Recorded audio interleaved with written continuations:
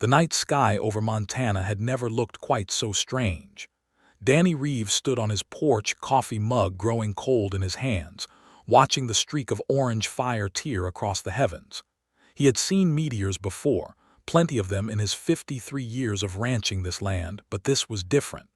This thing was slowing down. It was changing direction, banking like a wounded bird trying to find a place to land. The trail it left behind glowed against the darkness, painting the sky in colors he had no names for. He set down his mug and walked toward his truck, boots crunching on the gravel. His wife Linda appeared at the screen door, her gray hair catching the dim porch light. She had been reading in the living room, one of her mystery novels, the same author she had been following for 20 years. The concern in her eyes was immediate. After 30 years of marriage, she could read his moods like weather patterns, and right now his mood was something she had never seen before. "Where are you going?" she asked. "Something came down in the north pasture. I need to check on the cattle. Danny, call the sheriff, after I see what it is." He pulled open the truck door, then paused, looking back at her. "Probably just a piece of satellite or something. I will call you when I get there. Do not worry." "I always worry," she said. "That is what wives do." He drove for 20 minutes along the dirt road that wound through his property, headlights cutting through the darkness. The stars overhead seemed brighter than usual, or maybe that was just his imagination working overtime.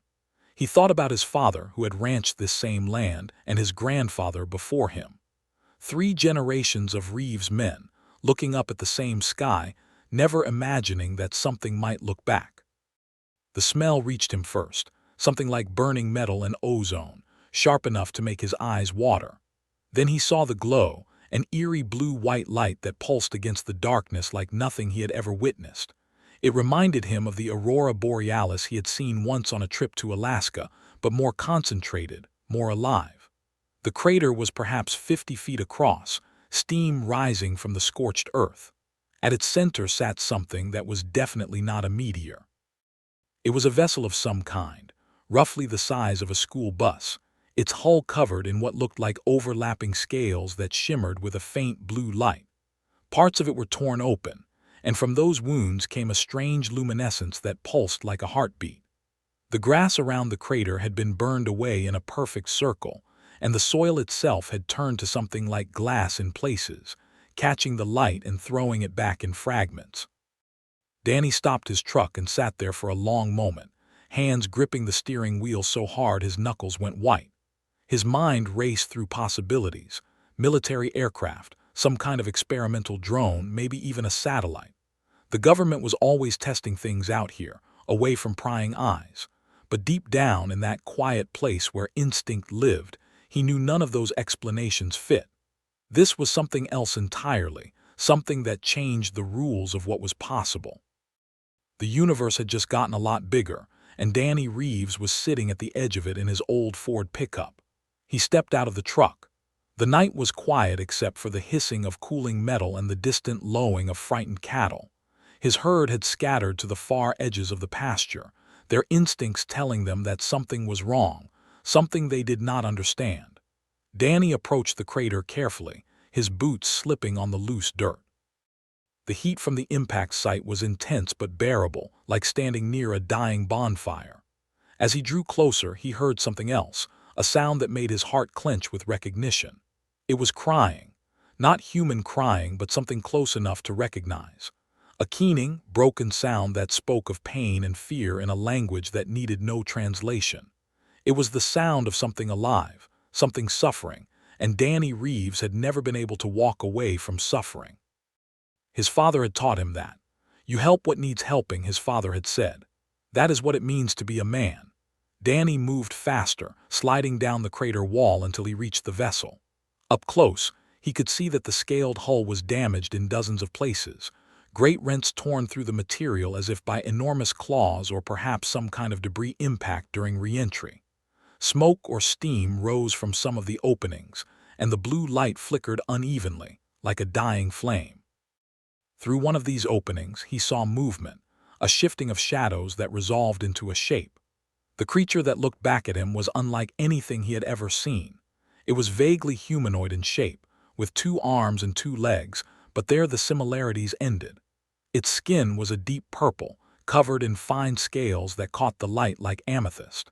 Its face was longer than a human face, with large eyes that reflected the starlight in swirls of gold and silver, like galaxies in miniature. The eyes held an intelligence that Danny recognized immediately, along with something else: terror. The creature was injured, that much was clear. Dark fluid seeped from a wound on its side, and one of its arms hung at an angle that suggested broken bones if it had bones. It clutched something to its chest with its good arm, something small that moved and whimpered softly in the darkness. The way it held that bundle, curled protectively around it, told Danny everything he needed to know. Danny had raised cattle his whole life. He had helped countless calves into the world, had nursed sick animals back to health, had held dying ones as they took their last breaths. He knew what a mother protecting her child looked like. He knew it across species, across every boundary that nature had drawn. Some things were universal, written into the code of life itself. "Easy," he said, keeping his voice low and calm, the same tone he used with spooked horses. "Easy now. I am not going to hurt you. I just want to help." The creature made a sound, something between a chirp and a whistle. The bundle in her arms, for Danny was certain now it was a she, squirmed and made a similar noise. The mother pulled back slightly, pressing against the interior of the damaged vessel, but she did not flee. She did not attack. She simply watched, those swirling eyes taking his measure. "Okay," Danny said, mostly to himself. "Okay, we need to get you out of there. This thing does not look stable." He reached into the opening, moving slowly, and the creature flinched. But she did not strike at him, did not try to flee. She simply watched with those swirling eyes, and Danny understood that she was too weak to resist, too exhausted from whatever had brought her crashing to earth. She had made a calculation, he realized. She had decided that her best chance, her only chance, was to trust this strange being from an alien world. It was the same choice any mother would make when there were no other options left. He helped her out of the wreckage, supporting her weight as best he could. She was lighter than he expected, her body surprisingly fragile beneath those scales. The young one she carried was perhaps the size of a house cat, its scales a lighter shade of purple, its eyes enormous in its small face. It made a soft cooing sound and reached toward Danny with a tiny hand that had 4 fingers instead of 5. The hand wrapped around his finger, and Danny felt something shift inside him, some fundamental understanding of what mattered in life. Danny got them to his truck and settled them in the cab. The mother made that chirping sound again, and Danny nodded as if he understood. "Yeah," he said, "we are going home. You will be safe there, I promise." He pulled out his phone and called Linda. She answered on the first ring, as he knew she would. She had been waiting by the phone, he was sure of it. "What is it?" she asked. "What did you find?" "I'm not sure how to explain it," Danny said, looking at the creature beside him. The alien met his eyes, and in that moment, despite everything that was strange and impossible about this night, he felt a connection. "Just be ready, and Linda, do not be afraid." There was a long pause on the other end of the line. Danny could hear her breathing, could imagine her standing in the kitchen, processing what he had said. Then Linda said, in that practical voice he loved so much, "I will put on some water for tea, and I will get the first aid kit." That was Linda. No matter what the universe threw at her, she had a plan. Linda was waiting on the porch when he pulled up. Her expression when she saw his passengers was something Danny would remember for the rest of his life. Fear, confusion, wonder, and then, because she was Linda and had always been the stronger of them, determination. Her chin lifted slightly, the way it always did when she was facing something difficult. "Get them inside," she said. "I will get the first aid kit. Linda, I do not think bandages are going to help here. Then we will figure out what will. Move." She was already heading for the bathroom, her practical nature taking over. Whatever questions she had, whatever fears were running through her mind, she pushed them aside. There was work to be done, and Linda Reeves had never been one to let fear get in the way of work. It was one of the things Danny loved most about her. They set up the alien mother on the couch in the living room, covering her with blankets when she began to shiver. The young one, the child, crawled up onto her chest and curled there, making soft sounds that might have been words of comfort. The clock on the wall ticked quietly, and outside, the night continued as if nothing had changed, as if the entire universe had not just shifted on its axis. Linda cleaned the wound as best she could. The dark fluid was similar enough to blood that the principles seemed the same. She applied pressure, used butterfly bandages to close the worst of it, and the alien watched her with those remarkable eyes. There was gratitude in those eyes, Danny thought. Gratitude and something like wonder. Perhaps she had not expected kindness. Perhaps she had expected exactly what she had feared. "Thank you," the creature said. Danny nearly fell out of his chair. Linda froze, the roll of medical tape still in her hands. For a long moment no one moved. Even the child on the mother's chest went still, watching the humans with those enormous eyes. "You speak English," Danny managed. "I have been listening to your radio signals for many years. They reach far into space, farther than you might imagine. I learned many of your languages during my journey: English, Spanish, Mandarin, Arabic, Russian. Your people speak to the stars, whether you know it or not. Your voices travel through the darkness, and some of us have been listening." Her voice was strange, musical, with harmonics that seemed to come from multiple places at once. "I am called Serena. This is my daughter, Kira. I am Danny. This is my wife, Linda. You have shown us kindness when you had no reason to. This is not what I expected from your species." Linda set down the tape and sat on the edge of the couch. "What did you expect? Fear, violence. Your transmissions speak often of war, of conflict, of destruction. Your stories are full of aliens who come to conquer, to destroy, to harvest. I thought you might see us as enemies, as invaders. Many species would, many have. We have our moments," Danny admitted. "But we also have others. Tonight seems like one of the others." Serena closed her eyes. When she opened them again, they were wet with tears that shimmered like liquid mercury. "My people are dying. Our world was destroyed by a great catastrophe, a disease that swept through our population like wildfire. It killed millions within the first year, and we did not understand it, could not stop it. Only a few of us escaped, scattered across the stars in ships like mine. I was trying to find a safe place for my daughter to grow up, a world where she could see the sky, feel the wind, know what it means to be alive. But the journey was too long and the ship was damaged. I did not know if I would survive the landing." "How many of you are there?" Linda asked, her voice gentle. "How many escaped?" "Perhaps 2,000, spread across dozens of ships. We have been searching for a new home for 3 generations. Each year there are fewer of us. Children grow old without ever seeing a sky, without knowing what it means to stand on solid ground. They are born in the darkness between stars, and many of them die there. We are a dying species, fading into the void." Danny and Linda exchanged a look. It was the kind of look that came from 30 years of marriage, a whole conversation compressed into a single glance. They had weathered droughts and floods, sickness and loss. They had buried their parents and worried about their children. They knew what it meant to face impossible odds and keep going anyway. "Well," Danny said, "you found one." "Found one what?" "A home, if you want it. This is not a fancy place, but there is room, there is sky. There is ground under your feet, and there is kindness if you are willing to accept it." Serena stared at him for a long moment, her swirling eyes unreadable. Then slowly a smile spread across her alien face.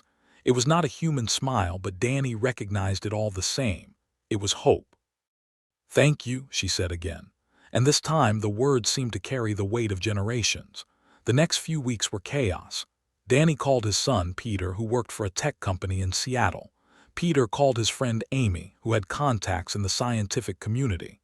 Amy called her former professor at MIT, who called the Department of Defense, who called the White House. Within 48 hours, Danny Reeves' ranch was surrounded by black SUVs and military vehicles. Helicopters circled overhead, their spotlights cutting through the darkness. Men and women in suits asked questions that Danny answered as honestly as he could. Scientists set up equipment in his barn, running tests and taking measurements. News vans lined the road, reporters shouting questions that no one answered. Through it all, he refused to let them take Serena and Kira away. "She is injured," he told the woman who seemed to be in charge, a sharp-eyed woman named Catherine Cole. "And her daughter is terrified. You want to put them in some lab somewhere, poke and prod them like specimens. I will not allow it. Mr. Reeves, you need to understand the magnitude of this situation. This is first contact with an intelligent extraterrestrial species. The implications are enormous. This changes everything we know about our place in the universe. There are protocols, procedures, chains of command. I understand just fine. A mother and child came to me for help. That is what I understand. You want to study them, you can do it here, with me present, on their terms, not yours. Catherine Cole studied him for a long moment. Her expression shifted through several emotions that Danny could not quite read. Then, surprisingly, she smiled. You know, Mr. Reeves, this might be exactly what we need. Someone who sees them as people, not specimens. Someone who cares about their well-being. Most first contact scenarios we have prepared for assumed hostility or at least mutual suspicion. We never planned for kindness. They are people. Yes, Cole agreed. They are, and there are more of them coming. Serena had managed to send a signal before her ship crashed, a beacon that told her scattered people that she had found something. A planet with air they could breathe, water they could drink, and inhabitants who had shown her mercy instead of malice. The signal was spreading through space even now, reaching other ships, other survivors, other desperate families who had been searching for hope. Over the next 6 months, 17 more ships arrived. They came in ones and twos, their vessels battered by decades of travel through the void. Each one carried survivors, a few dozen here, 100 there. Old ones with scales gone dull from age, their eyes clouded with cataracts, their movements slow and painful. Young ones born in the darkness between stars who had never known a sky or felt ground beneath their feet. Families who had lost everything but each other, who had survived against impossible odds. The world watched. The world argued. The world, as it always did, struggled to decide what kind of species it wanted to be. There were protests, of course. People who feared the aliens, who saw them as invaders or parasites. Politicians who tried to use the situation for their own purposes, scoring points with their bases by playing on fear and uncertainty. Religious leaders who proclaimed the arrival either a divine blessing or a demonic trick. Cable news networks ran endless debates, experts arguing positions that shifted by the hour. But there were others. Scientists who saw an opportunity to learn, to expand human knowledge beyond anything previously imagined. Doctors who worked tirelessly to understand alien biology so they could help their patients heal. Ordinary people who saw the photographs and videos of Serena and Kira, of other mothers and children, of the elderly and the young, and recognized something fundamental in their eyes. Fear, hope, the desperate desire to survive, the universal language of life trying to continue. Amy Barnes, the woman who had first connected Danny to the scientific community, became one of the leading advocates for what came to be called the Guardian Initiative. She testified before Congress, appeared on news programs, wrote articles that were translated into dozens of languages. She became the public face of a movement, though she always insisted that the real face belonged to Danny and Linda Reeves. "We have a choice," she said in a speech that would later be quoted in history books. "We can be the species that turned away a dying people because we were afraid, or we can be the species that opened our arms and said, 'You are not alone. You are welcome. You are safe.' This is not just about them. This is about us. This is about what we want humanity to mean when we finally take our place among the stars." The vote was close, but it passed. The aliens, who called themselves the Velanthi, were granted refugee status. They would be given land, resources, and protection. In return, they offered to share their knowledge, their technology, their understanding of the universe that had been built over thousands of years of civilization. Danny Reeves watched the announcement on television, Serena sitting beside him on the couch. Kira was playing on the floor with wooden blocks, building structures that defied human architectural logic but stood perfectly stable, reaching toward the ceiling like miniature towers. "Your people have a great capacity for kindness," Serena said. "We have a great capacity for lots of things, not all of them good. I have noticed, but tonight kindness won." "Tonight," Danny agreed. "Tomorrow is another battle, it always is." The years that followed were not easy. Integration was a slow, often painful process. There were misunderstandings, cultural clashes, moments when it seemed like the whole experiment might fall apart. The Velanthi had customs that seemed strange to humans, rituals and practices that took time to explain. Humans had behaviors that confused and sometimes frightened the newcomers. There were barriers of language and perception that no amount of goodwill could immediately bridge. A Velanthi teenager named Voss was beaten outside a convenience store in Arizona. Three young men who had decided that aliens did not deserve to share their planet, who had drunk too much and filled their heads with hatred from dark corners of the internet. The attack made international news, sparked protests and counter-protests, and for a few terrible days it seemed like violence might spiral out of control. People on both sides wondered if the experiment had failed. Then something happened that no one expected. The three attackers were found by a group of local residents, not to harm them but to confront them, to stand in front of them and demand answers, to make them look at photographs of Voss, of his family, of the life he had lived and the dreams he had carried.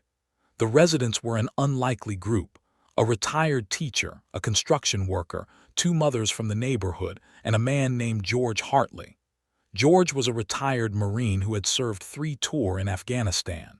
He had seen violence and its consequences. He had dealt with enemies and understood what real threats looked like. He looked at the young men, barely more than boys, and said something that was recorded by a bystander and shared millions of times.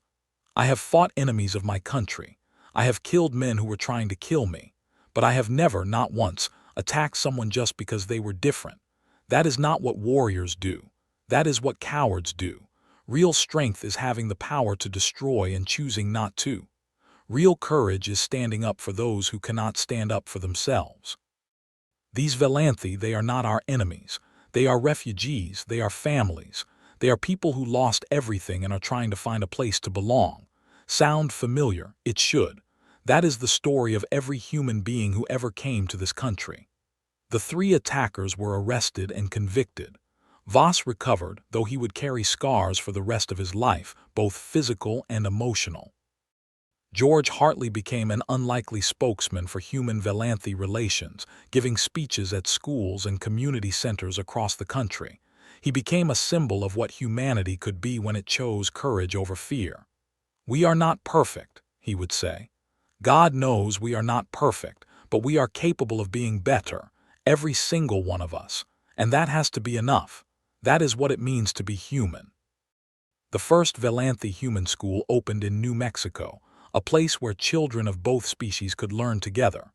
The curriculum was a blend of human and Velanthi education, covering subjects from Earth history to interstellar navigation, from mathematics to art, from language to philosophy. Teachers from both species worked side by side, learning from each other as much as from their students. Kira was among the first students. She had grown in the years since arriving on Earth, now the size of a human 8-year-old, though she was technically only 5 by Velanthi reckoning. Her scales had deepened to a rich violet, and her eyes had developed new rings of color, gold and green and deep blue, swirling like galaxies in miniature. She made friends easily, something that surprised her mother. "I was not like this as a child," Serena confided to Linda during one of their evening conversations on the porch, watching the sun set over the Montana hills. "I was shy, withdrawn. Kira is fearless. She talks to everyone, wants to know everything." "She gets it from you," Linda said, sipping her tea. "You came across the universe with nothing but hope and a broken ship. That takes courage. Or desperation. Sometimes they are the same thing." Kira's best friend was a human girl named Sophie Turner, the daughter of 2 teachers at the school. They were inseparable, these 2 children of different worlds, spending their days exploring the desert landscape and their nights sleeping in blanket forts, telling each other stories about their worlds and dreams. They learned each other's languages, taught each other games, shared secrets that only best friends could share. Sophie taught Kira about Earth, about oceans and mountains and forests, about animals and music and the way snowflakes were never exactly alike. Kira taught Sophie about the stars, about the long journey her people had made, about the world they had lost and the dreams they still carried. Together, they imagined futures that neither could have conceived alone. "Why do you think they came here?" Sophie asked one night, lying on her back in the desert, watching the stars wheel overhead. The Milky Way stretched above them like a river of light, countless suns burning in the darkness. My mother says it was fate, Kira replied. She says the universe knew we needed a home and it led us to you. She says there are no accidents. Do you believe that? Kira was quiet for a moment, thinking. I believe that we found good people. I believe that is enough. Maybe that is all fate really is. Finding the right people at the right time. People who choose kindness when they could choose fear. The first major breakthrough came 5 years after the Velanthi arrived. A joint human-Velanthi research team, led by a brilliant young physicist named Marcus Webb and a Velanthi scientist named Thuron, developed a new form of energy generation based on principles that had been theoretical in human science, but proven in Velanthi technology. The technology worked by tapping into quantum fluctuations in ways that human scientists had only dreamed about. It was clean, abundant, and could be scaled to power everything from small homes to entire cities. The implications were staggering, a complete transformation of human civilization's relationship with energy. The impact was immediate and profound. Within a decade, fossil fuels became obsolete. Climate change, which had seemed an insurmountable crisis, began to reverse. The oceans grew cleaner. The air grew purer. Species that had been on the brink of extinction started to recover. The planet itself seemed to breathe a sigh of relief, and humans and Velanthi alike marveled at what they had accomplished together. We brought you our knowledge, Thuron said at the ceremony celebrating the breakthrough, his scales glinting under the stage lights. But it was your people who had the vision to use it. We were dying. You gave us life. This is our gift in return. May it serve you as well as your kindness has served us. Danny Reeves watched the ceremony on television, as he had watched so many historic moments over the years. He was older now, his hair completely white, his hands shaking with age. Linda had passed away 3 years earlier, her heart giving out one quiet night in their bedroom. Danny had been holding her hand when she went, and he still reached for her in his sleep, still expected to hear her voice when he woke up. Serena sat beside him, as she had sat beside him for so many years. Her scales had begun to show the signs of age too, growing duller and more brittle, but her eyes were still bright, still full of that remarkable swirling light that had first captivated him in the darkness of that crater. She would have been proud, Serena said. Linda, she would have been proud of what we have built together. She was proud, Danny replied, his voice rough with emotion. From the very first night when she cleaned your wounds and covered you with blankets, she knew we were doing the right thing. She always knew things like that. How did she know? She always knew things like that. It was her gift. Some people can see stars. Linda could see hearts. The second wave of change came a generation later. By then, Kira had grown into a leader of her people, serving on the joint Human-Velanthi Council that had formed to address issues affecting both species. Sophie had become a xenobiologist, specializing in Velanthi physiology and medicine, working to bridge the gap between their different biological systems. Together, they led the team that finally cracked the mystery of the disease that had destroyed the Velanthi homeworld. It had not been a natural illness, they discovered. It had been engineered, a biological weapon released by a faction of Velanthi who had opposed contact with other species. The weapon had gotten out of control, spreading far beyond its intended targets, eventually consuming the entire planet. It was a mistake born of fear, of hatred, of the same impulses that humans struggled with every day. It was proof that no species was immune to the darkness within. Our own people did this to us, Kira said, her voice heavy with grief. The weight of the revelation pressed down on her like a physical force. Our own fear, our own hatred. We did this to ourselves. Sophie took her hand, holding it tightly. Fear and hatred are not unique to any species. They are part of being sentient, part of the price of intelligence. Every species that reaches for the stars has to confront its own darkness. What matters is what we do with them. And what have we done? We have chosen differently. Your people came to us and we chose to help. Not everyone, not at first, but enough. And that choice has changed everything. That is what matters. Not the darkness we carry, but the light we create. The discovery led to a vaccine, a way to protect future generations from the disease that had nearly ended the Velanthi as a species. It was the final piece of a puzzle that had haunted them for centuries, the key to their survival as a people. But it was more than that. It was proof that the alliance between humans and Velanthi was not just a matter of convenience or necessity. It was a genuine partnership, a fusion of two peoples working together toward a common goal, something greater than either could achieve alone. Danny did not live to see the vaccine. He passed away peacefully in his sleep, surrounded by family both human and Velanthi. His last words, spoken to Serena in the quiet of his bedroom, were simple. "Tell Kira I am proud of her. Tell her to keep building. Tell her that the world is better because she is in it." "I will," Serena promised, holding his weathered hand. "And Serena, thank you." "For what?" "For crashing in my pasture. Best thing that ever happened to me after Linda." The memorial service was held on the ranch in the same field where the first Velanthi ship had come down so many years before.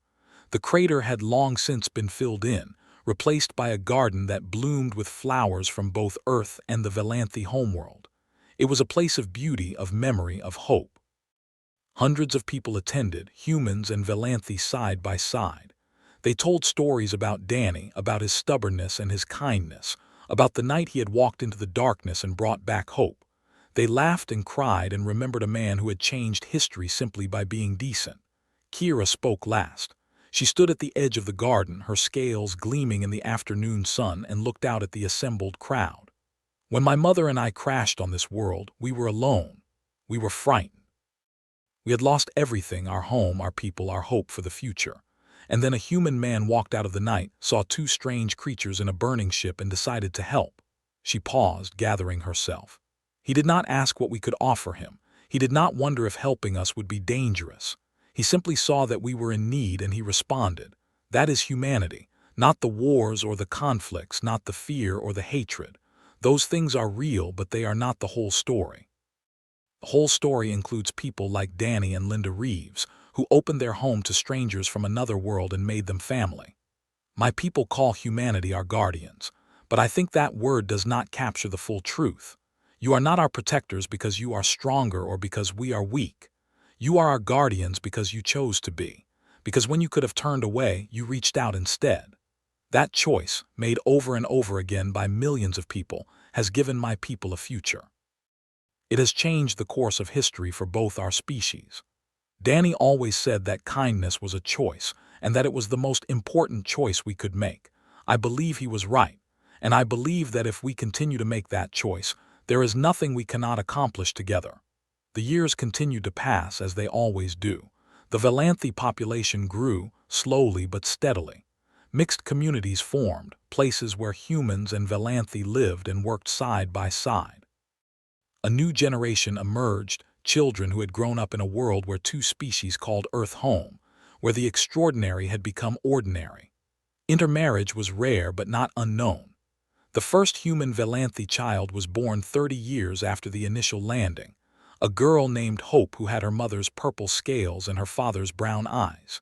She became a symbol, proof that what had seemed impossible could become reality, that boundaries once thought absolute could be crossed. There were still challenges, still conflicts. Some humans never accepted the Velanthi, clinging to old fears and prejudices. Some Velanthi struggled to adapt to a world so different from the one they had lost. The path forward was not smooth or straight, but the path continued. Sophie Turner, now in her 70s, returned to the ranch one last time. She stood in the garden, surrounded by flowers that her best friend had helped plant, and thought about all the years that had passed. Her hair was white now, her movements slower, but her mind was still sharp, her memories still vivid. Kira found her there, standing in the fading light of a summer evening. "Do you remember when we were children?" Sophie asked, "lying in the desert looking at the stars. Of course, you asked me why my people came here, and you said it was because you found good people. I still believe that, more than ever." Sophie smiled, the lines on her face deepening. "So do I." They stood together as the sun set, casting long shadows across the garden. Somewhere in the distance, children were laughing, human and Velanthi voices mingling in the warm evening air. It was a sound that would have seemed impossible once, a sound that now seemed like the most natural thing in the world.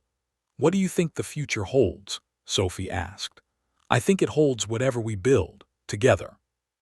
The Joint Space Program launched its first interstellar mission 50 years after the Velanthi arrived.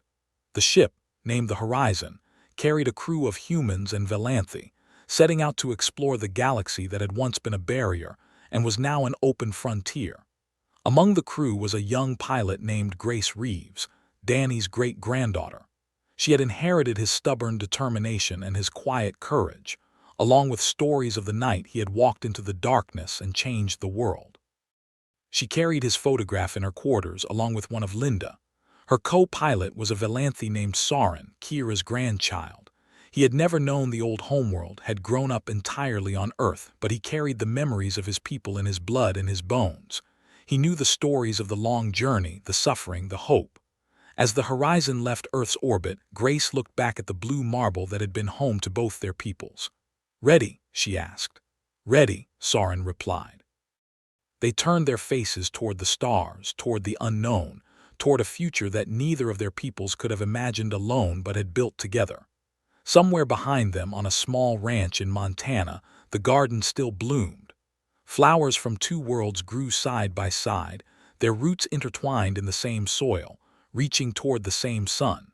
It was a living memorial, a testament to what could happen when fear gave way to compassion. The first communication from outside the solar system arrived 3 years into the Horizon's journey. It was not from the crew, but from another species entirely, drawn by the signals that Earth had been broadcasting for centuries. They had heard the conversations, the music, the stories. They had listened and wondered. The message was simple, translated by Velanthi linguists who recognized the mathematical patterns. "We have heard your voices. We are curious. May we visit?" The debate that followed was intense but brief. The world had changed too much, had learned too much from the Velanthi experience to respond with fear. They had seen what was possible when different peoples worked together, when kindness was chosen over cruelty. The reply, broadcast from a station orbiting Earth, was composed jointly by human and Velanthi representatives. "You are welcome. Come in peace, and we will meet you as friends." Grace heard about it weeks later when the news finally reached the Horizon. She read the message, then read it again, then laughed out loud in the quiet of her quarters. It was a laugh of wonder, of joy, of disbelief. Soren found her there, still laughing, tears streaming down her face. "What is it?" he asked. "My great-grandfather," she managed. "He was just a rancher. He just wanted to check on his cattle, and look at what he started. Look at what one act of kindness became." Soren sat down beside her, his scales catching the dim light of the cabin. The Velanthi have a saying, "A single act of kindness can echo through eternity." Is that true? It is now. The Horizon continued on its journey, pushing deeper into the unknown. Behind it, Earth prepared to welcome another new species, guided by the lessons it had learned from the Velanthi. Ahead, the stars waited, full of mysteries and dangers and wonders beyond imagination. And somewhere in that vast expanse, the story continued to unfold. Humanity had proven something that night on a Montana ranch, something that would define its place in the cosmos for millennia to come. It had proven that when faced with the unknown, it was capable of reaching out instead of pulling back, of choosing compassion over fear, of becoming, in the truest sense, guardians of those who needed protection. The galaxy was vast and strange and often cruel, but humanity had found its purpose, its place among the stars. Not as conquerors or rulers, but as protectors, as guardians, as the species that would reach out a hand to any who needed help. And it had all begun with a farmer, a falling ship, and a choice made in the darkness of a Montana night. Serena lived to see the first new species arrive. She was ancient by Velanthi standards, her scales so pale they were almost white, her movements slow and careful. But her mind was still sharp, her memories still clear, her heart still full of wonder at what they had all accomplished together. Kira brought her to the landing site, the same ranch where they had crashed so many years before. The property had been preserved as a historical site, maintained by a foundation established in Danny and Linda's names. The new visitors, a species that called themselves the Korathi, descended in a vessel that made the old Velanthi ship look primitive. They were tall and slender, their bodies covered in something like feathers rather than scales or skin. Their eyes were bright with curiosity, and Serena noticed a familiar hint of fear. She remembered that fear, remembered how it had felt to descend onto an unknown world with no guarantee of welcome. "They are nervous," she said to Kira. "Can you blame them?" "No, I remember that feeling. I remember being terrified, being certain that we had made a terrible mistake. And then I remember Danny, walking toward us with nothing but kindness in his eyes." She watched as the human and Valanthi delegation approached the Korathi, hands extended in greeting. She watched as the tension slowly drained from the visitors, replaced by wonder and tentative hope. She watched history repeat itself, made new by the choices of those who had gone before. "It is happening again," Kira said. "Yes, it is beautiful. Do you think it will work? Do you think they will accept them?" Serena thought of Danny Reeves, walking out of the darkness with nothing but courage and compassion. She thought of Linda cleaning wounds and offering comfort to a creature from another world. She thought of all the humans who had chosen to help, to protect, to welcome. She thought of the garden that bloomed with flowers from 2 worlds, soon to be 3. "I do," she said. "I believe they will." "Why?" "Because I have seen what they are capable of. Not the worst of them, but the best.